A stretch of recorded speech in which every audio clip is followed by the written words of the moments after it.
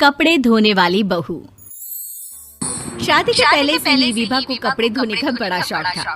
कभी नल के नीचे तो कभी तालाब के पास। अरे मेरी नीली वाली लुंगी नहीं दिख रही है। विभा की अम्मा कहाँ रखी है लुंगी? अरे वो तो विभा ने परसों ही धोकर रखी थी आपकी अलमारी में। देखो वहीं होगी। वो ना मैंने आज धो दी, मुझे लगा कि गंदी हो गई होगी। अरे कैसे गंदी हो गई थी? उसे तो मैंने पहना भी नहीं। हे भगवान, इस लड़की के कपड़े धोने की आदत से परेशान हो गया हूँ मैं। जितना तो घर में राशन नहीं आता उससे कहीं ज्यादा डिटर्जेंट पाउडर का खर्चा है। इसकी शादी करवा दो, शादी। जाए अपने घर में ही करे काम, फिर चाहे घर के कपड़े धोने हो या पूरे गांव के। हाँ ठीक बोल रही हूँ, देखता हूँ मैं कोई लड़का। वो दिन भी आ जाता है जब विभा को देखने लड़के वाले आ जाते हैं। लड़की मुझे अच्छी लगी। होने वाली सास कहती है, बेटी अगर कुछ पूछना है तो पूछ लो। वैसे तो हमारी लड़की बहुत ही शर्मीली है, जो बोल दो वो मान लेती है, इसे क्या पूछना होगा। अरे कैसी बात कर रही हो माँ, मुझे इन लोगों के घर रहना है, सवाल तो कई है। हाँ हाँ बेटा पूछ लो ना, क्या पूछना है। आप लोगों के घर कपड़े कौन धोता है? सास का मुंह बन जाता है। देखो अगर तुम ये कहना चाहती हो कि तुम्हें कपड़े धोने नहीं आते तो सुन लो, कपड़े मैं ही धोती हूँ, लेकिन तुम्हारे आ जाने के बाद मैं रुमाल तक नहीं धोऊंगी। अरे चुप रहना भाग्यवान, बहू बेचारी घर आई नहीं, उसे डराना शुरू कर दिया। तो क्या है ना बिटिया, अभी तक तो ये कल्लू की माँ ही धोती थी, लेकिन अब तुम्हारे पापा तो दहेज में वॉशिंग मशीन देंगे ही। तभी विभा की माँ बोल पड़ती है, सवाल भी पूछा तो क्या। वैसे भाई साहब, मशीन की तो फिर भी कपड़े धोने की कैपेसिटी होती है। मतलब जो बिटिया दे रहे हैं ना विभा, इसे कपड़े धोने का बहुत शौक है। ये आप लोगों के क्या, आस पड़ोस गांव मोहल्ले सबके कपड़े धो दे और उफ तक ना करे।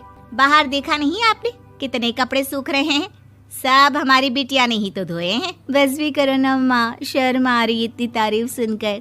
और तो और एक दाग निकाल कर दिखाओ तो मान जाओ। हाँ अच्छा माफ करना बेटा, मैंने गलत समझा। हमें तो रिश्ता बहुत पसंद है। और ऐसे जुड़ जाता है रिश्ता कपड़े धोने का शौक रखने वाली विभा का। उसकी शादी हो जाती है कोयला फैक्ट्री में काम करने वाले कल्लू के साथ। शादी के बाद अचानक विभा चिल्लाती हुई सास के पास आती है। सासू माँ, अरे सासू माँ कहाँ है आप? ये तो धोखा है, धोखा दिया आप लोगों ने मुझे। इसे ससुर के चक्कर के बारे में पता चल गया। अरे तो उसमें तुझे क्यों धोखा मिला है? अरे नल में पानी नहीं आता, कपड़े कैसे कब धुलेंगे? अच्छा तू पानी नहीं आ रहा उसकी बात कर रही है। तो आपने क्या सोचा? कुछ नहीं। अच्छा तेरी माँ ने कहा था कि कपड़े धोने का शौक है तुझे, याद आया मुझे। शौक बोलकर कपड़े धोने वाले मेरे जुनून को कम ना आके सासू माँ, कपड़ा धोना मेरा गुरूर है। तभी पति भी वहाँ आ जाता है। अभी मैंने इसे सनी देओल की फिल्म दिखाई है, उसी के डायलॉग मार रही है माँ। अच्छा सुन, साफ साफ बता रही हूँ, पानी सुबह 4 से 6 और शाम को 10 से 12 आता है, समझी? विभा टाइमिंग सुनकर हैरान हो जाती है। ये क्या भूतों का मोहल्ला है? सुबह 4 बजे उठकर कौन कपड़े धोता है? 4 बजे टंकी में पानी जाता है, फिर सारा दिन धोना ना, किसने मना किया? अरे कैसी बात कर रही हैं? 200 लीटर की टंकी में कितने कपड़े धो लूंगी मैं? सुबह ही उठ जाऊंगी मैं। अब क्या था, विभा सुबह 4 से लेकर रात के 12 बजे तक कपड़े ही धोती रहती। एक रोज सास पड़ोस से निकलकर कहीं जा रही होती है कि साथ वाली कहती है, हाँ कल्लू की माँ, जरा ये बताओ कि 2 साड़ी है, 2 ब्लाउज और एक पेटीकोट और एक नाड़े वाला लंबा कच्छा। हाँ तो? अरे तो क्या, कितना लोगी धुलाई ये बताओ। धोबन दिख रहे हैं हम क्या? हमारे पति सरकारी नौकरी से अभी रिटायर हुए हैं और बेटा सुपरवाइजर है कोयला फैक्ट्री में। धोबन समझ रखा है हमें? हाय रे कल्लू की अम्मा, माफ कर दो, वो तो मोहल्ले में यही सब बता रहे थे कि तुमने बहू को कपड़ा धुलवाने के काम में लगा दिया है। सास को पड़ोसन की बात सुनकर गुस्सा आ जाता है। वो घर पहुंचती है जहां घर के बाहर ही इतने सारे कपड़े सूख रहे होते हैं जितने कि किसी धोबन के घर पर। अरे ओ कल्लू की दुल्हन, बाहर निकल। माँ जी यहीं आ जाओ, बाथरूम में चादर धो रहे हैं हम। अरे अभी हम धोते हैं, तुमको बाहर निकलो। ये आस पड़ोस वाले बोल रहे हैं कि हम बहू से कपड़े धुलवा कर उसे कपड़ा धोने वाली बना दिए हैं। अरे छोड़ो ना माँ जी, किन लोगों की बातों में आती हो? आस पास के लोगों का तो काम ही होता है कि वो किसी तरह सास बहू को लड़ा दे। बहू सारे घर के कपड़े धोती है, ये क्या कम है? बोलिए। सास को भी लग जाता है कि वो बहू का ये सनकीपन नहीं छुड़वा सकती, इससे अच्छा है कि खुद ही चुप हो जाए।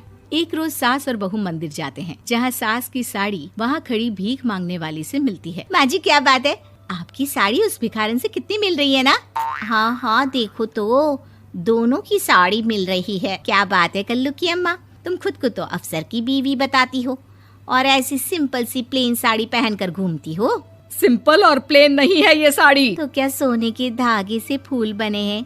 कुछ भी सासू माँ, कुछ भी। हाँ, बने थे इस साड़ी में सोने के धागे से फूल। मेरे पति लेकर आए थे मद्रास से स्पेशली मेरे लिए 10,000 की। ताहे भाई साहब इस भिखारन के लिए भी सेम टू सेम साड़ी लेकर आए होंगे 10,000 की। सास उस वक्त तो कुछ नहीं कहती, लेकिन बहू के साथ घर आती है और अलमारी से एल्बम निकाल कर लाती है। ये साड़ी देख रही है, ये वही साड़ी है जिसे मैंने अभी पहना था। इस साड़ी में ये जो चमकदार फूल दिख रहे हैं ना, ये सोने के धागों से काढ़े गए हैं। लेकिन तू लोकल वॉशिंग मशीन ब्रश से घिस घिस कर सारे फूलों को निकाल कर साड़ी प्लेन कर दी। मुझे माफ कर दीजिए सासू माँ। और तो और, जब मैंने तुझे तेरी गलती के लिए कुछ नहीं कहा, लेकिन तूने तो सबके सामने मेरा मजाक ही बना दिया। क्यों? बहू को समझ में आ जाता है कि अब से उसका कपड़े धोना बंद।